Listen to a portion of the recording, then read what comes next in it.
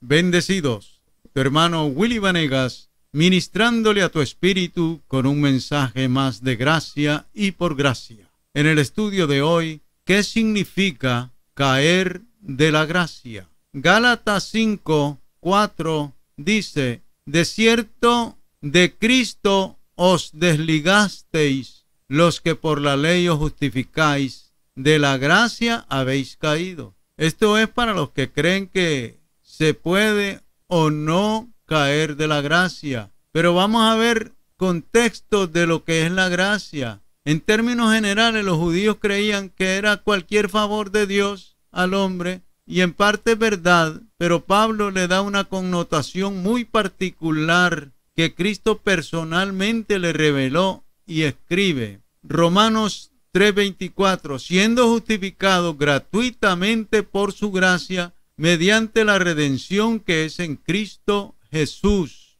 Quiere decir que no hay que pagar, que es gratis. Si la desprecias, caes de ese beneficio y no agradarás. Dice Romanos 11:6, y si por gracia ya no es por obra, de otra manera la gracia ya no es gracia. Y si por obras ya no es gracia, de otra manera la obra ya no es obra.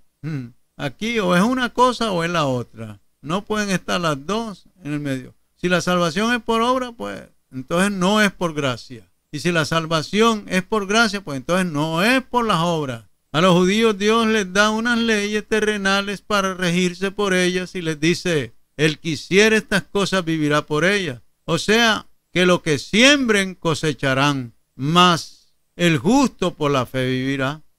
Romanos 4:16 dice: por tanto es por fe, para que sea por gracia, a fin de que la promesa sea firme para toda la descendencia, no solamente la que es de la ley, sino también para la que es de la fe de Abraham. O sea que el judío tenía dos opciones para ser justificado: obrar sin pecar, como lo hizo Cristo, o siendo justificado por la fe. Si obraba, tenía que cumplir con toda la ley como lo hizo Cristo. Si fallaba en alguna, se hacía culpable de todas las demás. Eso es lo que dice la palabra del Señor. Cristo dijo en Juan 7:19, porque él sabía que nadie había cumplido con la ley, que el hombre no estaba capacitado para cumplir las demandas de Dios. Y dice: no dio Moisés la ley y ninguno de vosotros cumple la ley. Jesucristo nos dio a Pablo como maestro y apóstol de todas las naciones no judías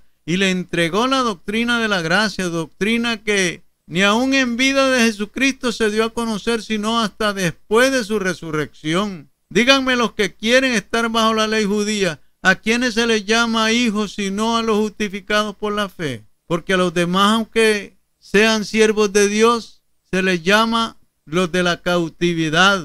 Así se le llama al pueblo judío, esclavo de unas leyes que no podían cumplir. Eso era el pueblo judío. ¿Por qué despreciar entonces ahora la gracia para ser verdaderamente libres?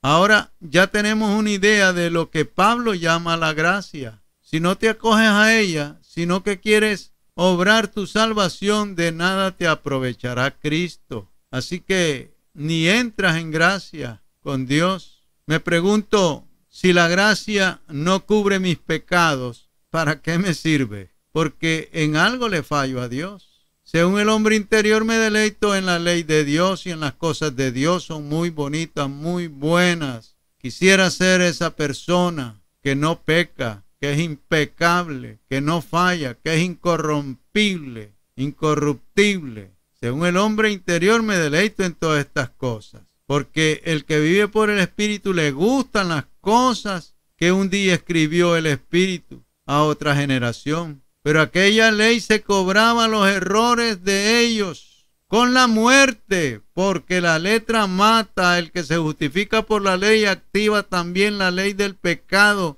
que debiera estar obsoleta para el cristiano. Romanos 7, 9, 10 dice: venido el mandamiento, el pecado revivió y yo morí. Y hallé que el mismo mandamiento que era para vida, a mí me resultó para muerte. Si quieres vivir bajo la ley, tienes que cumplirla toda para que ella no se revierta en contra tuya. Casi todas las depresiones que sufrimos es por el temor de no poder cumplir los mandamientos, que la mayoría de las veces son de hombres. Estoy cansado de oír sermones de indoctos, regañando a los hermanos, así por así, diciéndoles que han caído de la gracia, algo que ellos nunca han conocido, porque estos ya están cansados del mismo sermón legalista. Ya no dicen tanto amén. Ven que adorar a Dios es estar en una constante, en un constante sacrificio y fuerzan la alabanza, sin que salga del corazón un gloria a Dios espontáneo. Los mantienen parados casi todo el servicio y levantando las manos, repitiendo todo lo que ellos quieren que repitan. Este esfuerzo obligado no parece un culto de adoración a Dios, sino maltrato. Este maltrato ahí debería de estar servicios sociales. Esto pasaba en Gálatas, a quienes Pablo les dice en Gálatas 3:3, tan necios sois, habiendo comenzado por el Espíritu, ahora vais a acabar por la carne. En la iglesia de los Gálatas, Dios se manifestaba con muchas maravillas, pero llegaron unos judaizantes de Jerusalén diciéndoles que había que guardar la ley para ser salvos, porque el llamamiento, decían, era entrar al judaísmo. Esto es proselitismo judío, y hasta los circuncidaban. Yo no digo que en la iglesia no debe haber mensajes de exhortación seria,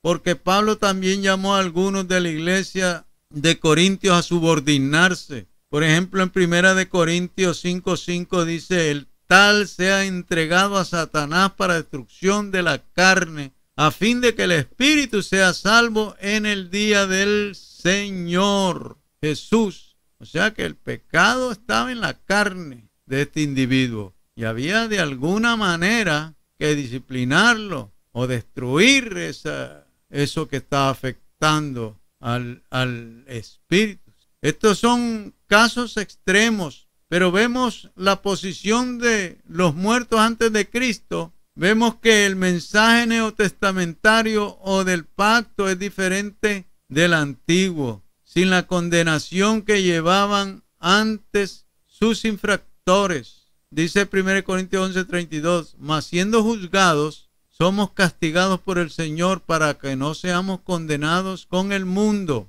En la sentencia Pablo les dice en 1 Corintios 11:30, por lo cual hay muchos enfermos y debilitados entre vosotros y muchos duermen. Así que dura cosa es caer en la protección de un Dios vivo, pero si acepta su disciplina, de la cual todos hemos sido partícipes, fueron partícipes los apóstoles y todo mundo en la disciplina de Dios, nos trata entonces el Señor como hijos, y si hijos también herederos, salvos en espíritu, aunque así como por fuego. O sea que el pecado trae disciplina, pero no pérdida de salvación, sino pues entonces están en contradicción todos estos versículos.